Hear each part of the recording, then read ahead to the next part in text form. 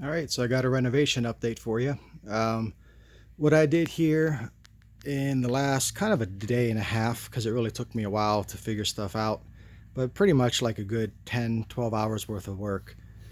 Um, Spent that much time, and I spent $50 to rent a jackhammer for the cement, and I got about $200 worth of plumbing stuff. So about 250 bucks, and there'll be about $100 worth of cement. So 350 bucks is what it cost me. And the guy that came here to do this exact what you're looking at right now, he quoted me, what was it, $3,600?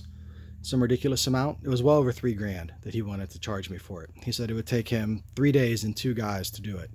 I don't think he really understood what was going on. But basically, I put in all this new plumbing for the bathroom. Didn't want to do the bathroom until the very end, but because of the mess it makes, I had to do it before I started working on the walls and the ceiling and all the nice stuff. So there used to be a drain line from the house that came across here and went out to the septic tank. I cut it right about here under that dirt, and I cut it at the house, and then I put in all this new stuff in the middle. So what we got here is a shower. There's a P-trap underneath that dirt. So there'll be a shower drain there. And then this weird little angle here comes out to the vent for the shower that'll go up to the attic. And then you come across here, there's a connection for the bathroom sink. So that's the drain for the sink right down there. From this part that's going to be behind the wall, of course, there'll be a little P-trap that comes out under the vanity. And then this part here will go to a vent that goes up to the attic as well. And then here's the toilet. And then, of course, the vent for the toilet comes up here. The drain of the toilet connects directly onto the main sewer line, which is really the whole problem that this thing caused and the reason it took me so long to figure out how to do it. Because the shower is going to be over here, and I needed to have 15 inches between the toilet and the shower to stay within code, I had to put the toilet directly onto the drain. Thought about rerouting that drain, making a nice right angle with it like it would have been normally. But because the foundation on this house is so small, I mean, you could see it's just a few inches there and barely over an inch on that side. There's not enough slope to reroute the drain so that I would have more room to put all the fixtures and stuff in the middle. So I had no choice, really, because of where the toilet needed to go.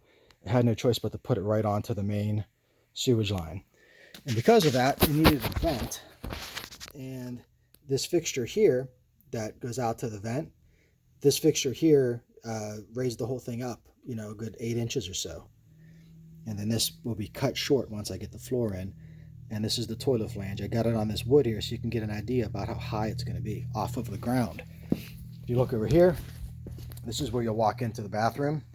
So you'll be on normal ground level for the sink. But right where this piece of wood is approximately where there'll be a 6-inch riser that goes all the way to the back.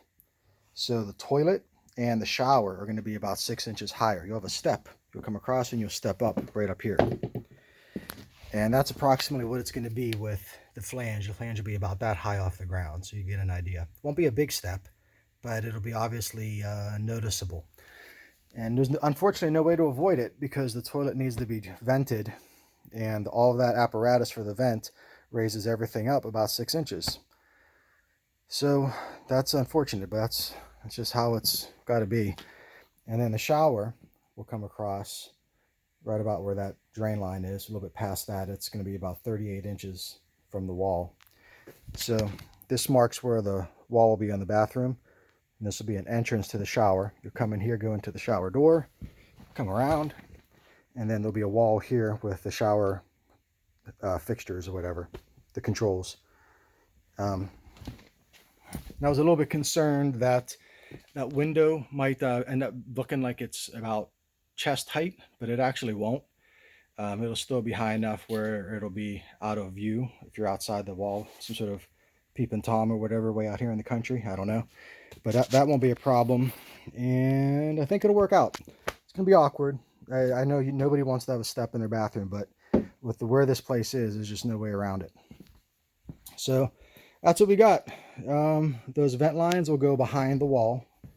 There'll be a wall that comes here and goes straight across to that one there. So that'll all be tucked in behind the wall. And then behind the vent lines here against this tar paper is where the water lines will go. So they'll be tucked away where you won't hit them with a nail.